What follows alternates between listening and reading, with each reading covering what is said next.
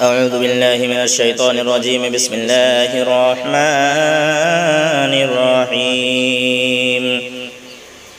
ألف لام ميم. الله لا إله إلا هو الحي القيوم نزل عليك الكتاب بالحق مصدقا لما بين يديه وأنزل التوراة والإنجيل من قبل هدى للناس وأنزل الفرقان إن الذين كفروا بآيات الله لهم عذاب شديد والله عزيز ذو انتقام.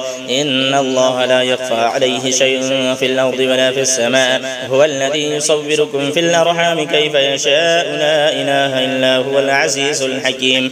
هو الذي أنزل عليك الكتاب منه آيات محكمات هن أم الكتاب وأخر متشابهات فأما الذين في قلوبهم زيغ فيتبعون ما تشابه منه ابتغاء الفتنة وابتغاء تأويله وما يعلم تأويله إلا الله والراسخون في العلم يقولون آمنا به كل من عند ربنا وما يذكر إلا أولو الألباب. ربنا لا تزغ قلوبنا بعد إذ هديتنا وهب لنا من لدنك رحمة إنك أنت الوهاب.